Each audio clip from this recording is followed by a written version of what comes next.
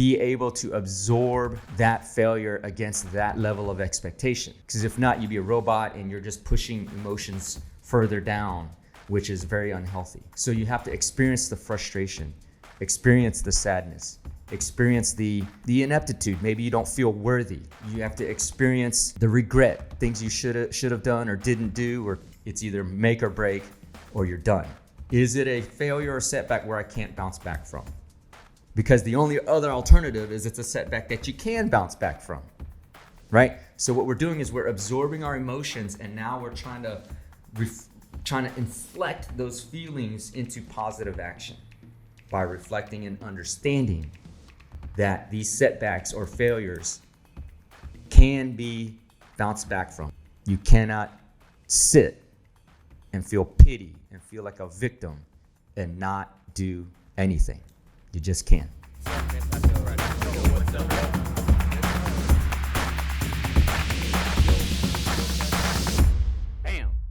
Yo, what is up, everybody? This is the End-to-End Podcast. I'm your host, Dr. Yun Win, also known as the Ninja.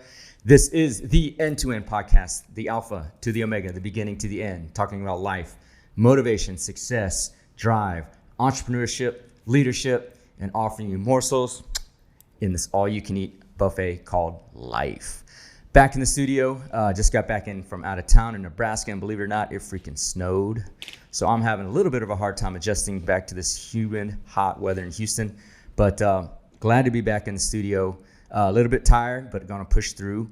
Started phase 1 of the Live Hard program after 75 Hard this past week. So making an adjustment mentally, psychologically, physically, spiritually to prepare for that. And I'll get into phase 1, what that is, in another podcast. But as always, I always like to start my podcast with an expression of gratitude to all of you out there in podcast land that like, comment, share, follow, subscribe to all my platforms. I am truly, truly grateful and thankful for you all for supporting this show. As you all know, or if you're new to the show, there are no sponsors to the show. So I do this on my dime. I do this on my time. So the only way we can achieve our mission, which is to positively influence billions of lives across the planet, is for you to share the show. And as I like to say, if you've gotten value out of the show, if your knowledge swole, share the show. That's how we grow. Thank you so much. It's constantly growing. We're leaps and bounds, literally. We're starting to hit that exponential kind of uptick in the growth curve of any new enterprise, having this been just over a year in publishing this podcast. So thank you so very much. By now it's spring, and we're 3-4 months into the year, and I'm sure, as all of us have had, or many of you had, by now you're experiencing potential setbacks or even failures relative to what you were planning for 2023. I personally have had setbacks and failures in my plan thus far. That being said, the basic framework has been consistent, which is consistency is key in 2023. That was my motto.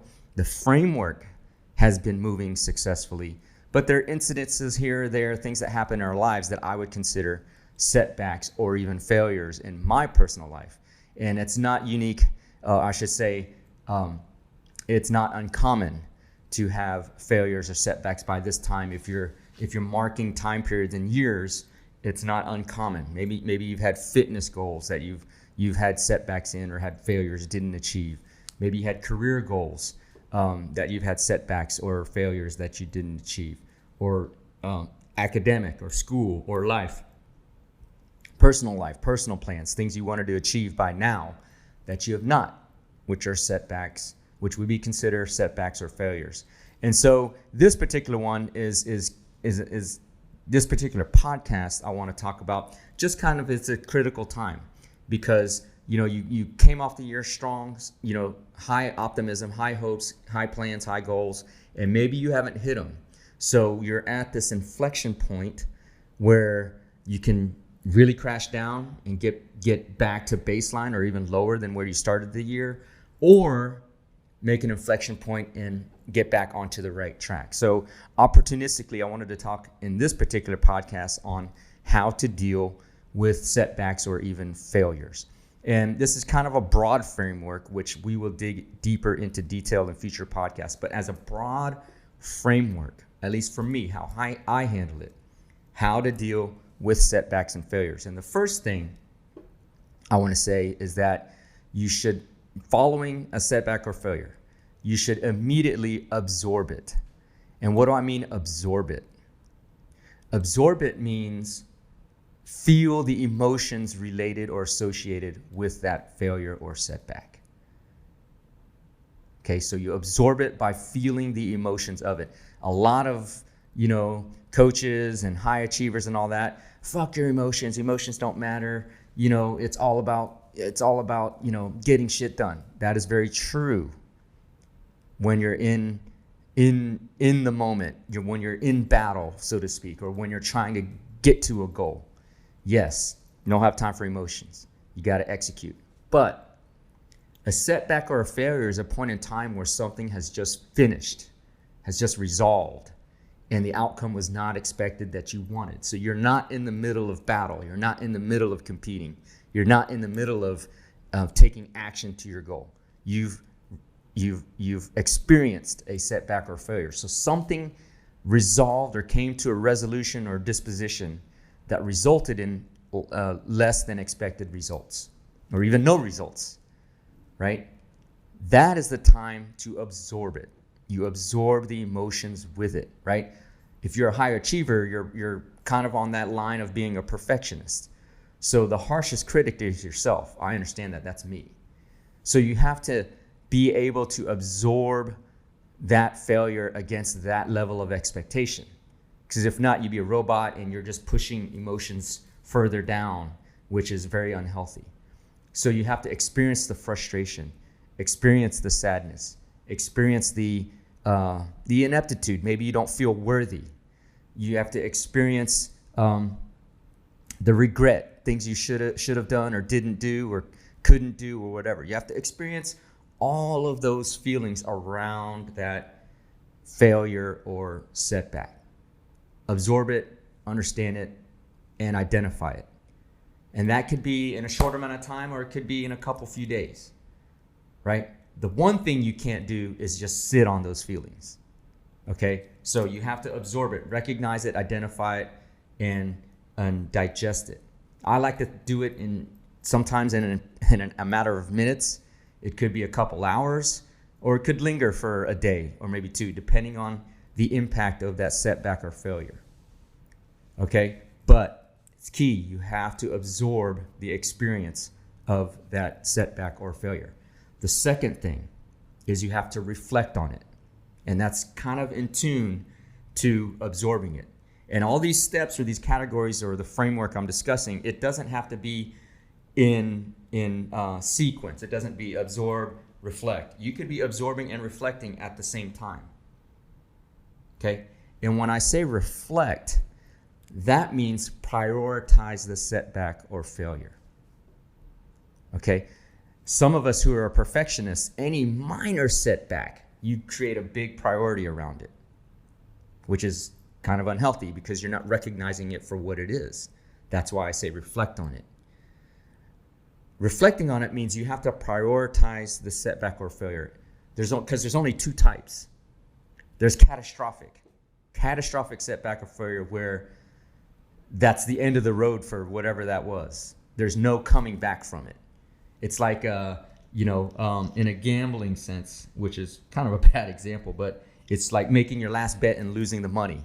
So you have no more money. There's no coming back from it, right?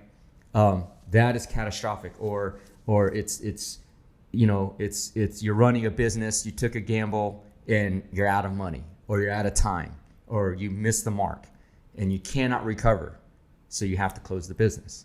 That is catastrophic. There's absolutely no bouncing back, right? Those are the setbacks or failures. In another podcast, I'll talk about that you have to avoid. You have to mitigate the risks to get to that point where you're banking on one outcome. It's either make or break or you're done. You got to avoid those. But in this regard, in this podcast, you have to think about, is it a failure or setback where I can't bounce back from?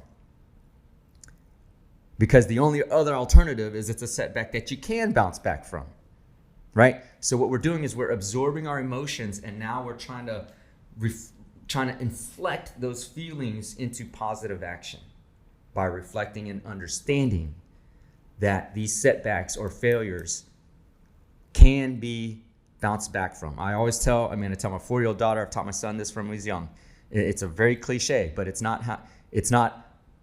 how you fall down or when you fall down. It matters how you pick yourself up. We're trying to turn the setback or failure to pick ourselves back up, right? So we're reflecting. And when you understand that your setback or your failure is recoverable, now we're turning back on the optimism. We're turning back on the motivation. We're turning back on the drive, which leads to the third step, which is plan. Plan. So absorb, reflect, plan. Plan is, okay, I've experienced this setback. I've experienced this failure. I've attached my emotions to it. Now what do I do about it? And now I understand that I can bounce back from it, or it's not catastrophic. So how do I plan to get out of this, right? And planning means a lot of things. Planning could be learning from the setback or failure to avoid future mistakes in the same situation. It is also putting pieces in place or processes in place to get back up into an area where you're optimistic about the future towards a bounce back or a recovery. Okay, so you're planning. It could be, man, I need to go talk to a mentor. Maybe I need to go read something and get more information or knowledge. Maybe it's maybe I got to get back into the gym and work harder so I'm not physically exhausted where I wasn't able to achieve my goal. Whatever it is, you got to start planning. And the planning is associated to reflecting on what brought about the setback or failure. So you either avoid it or you change it, or you change the process. Plan. And obviously the last step is take action and execute. Action and execute. So you've absorbed the emotion. Man, this sucks. Oh man, I'm depressed. Oh my God, I can't believe this happened. Jeez, man, man, this is terrible. I don't know what to do now. But, right, now we're reflecting. It's not catastrophic. I didn't get wiped out. I have options still. I can recover. I can bounce back. And then it's plan. Okay, so for me to bounce back, I got to do A, B, C, D, E. It could be a laundry list. It could be hard and difficult. It could be some things that are easy, but you're planning. Okay? I got to, if you're an athlete, for example, and you played in a tournament and you didn't do well, man, I got to practice this technique a little bit more. I got to hit the weights more. I got to correct my nutrition. Maybe I got to correct my mental approach. You're planning, you're moving again. You're creating action and positive momentum, right? You know to me how the importance of momentum is. So you're planning, and now you start executing, taking action on that plan.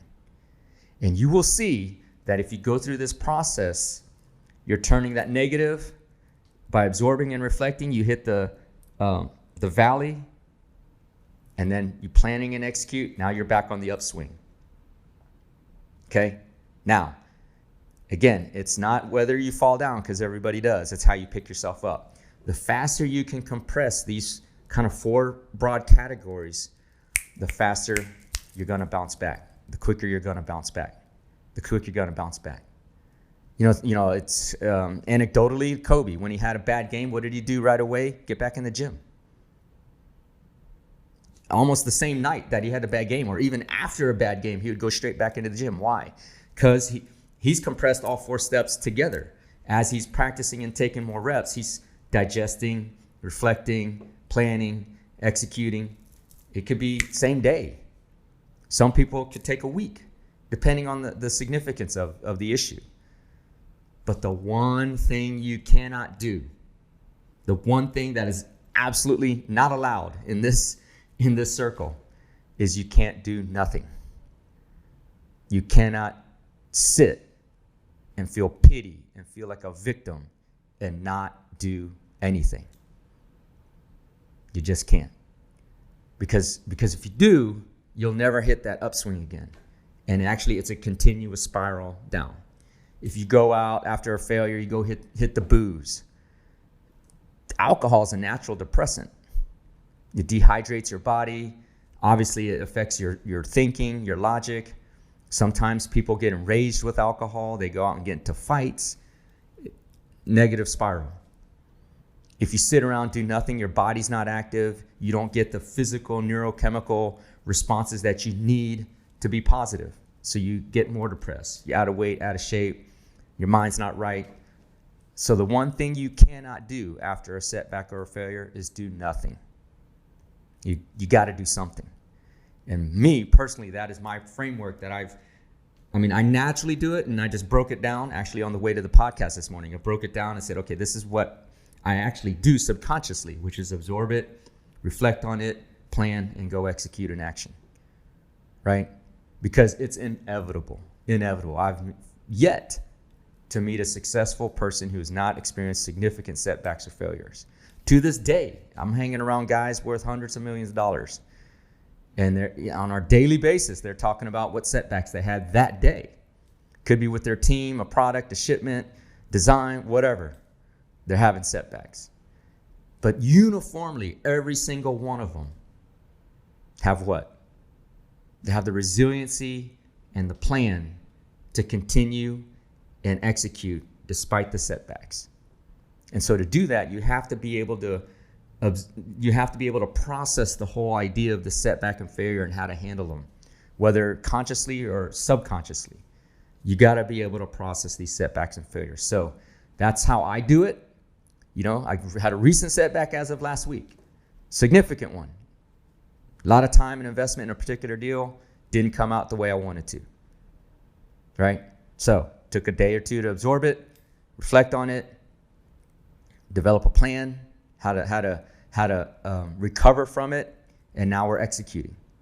Immediately had a meeting 2 days later. Okay, this is what we need to do. So that's how I handle setbacks and failures. Again, absorb, reflect, plan, execute. That's how I do it. I'm interested to know how other people do it. How do you handle setbacks and failures? And if you want to share that, reach out, post it, comment on my YouTube channel or Instagram, or email me, ask@the2n podcast.com. Interested to see how you all out there handle your setbacks and failures. Maybe I could learn from you, and hopefully you've learned from me. And if you did, please do like, comment, and share the show. Remember, if your knowledge swole, share the show. That's how we grow. Glad to be back in the studio. Experienced a recent setback. We're around that part of the year where we're reflecting on the first quarter. And if you've had setbacks or failures, now's the time to bounce back and redirect your boat, your plane, your ship, your vessel into the summer for a positive second, third, and fourth quarter of the year. This is the End-to-End Podcast. I'm your host, Dr. Yun Win. Looking forward to bringing you another episode of the podcast very, very soon.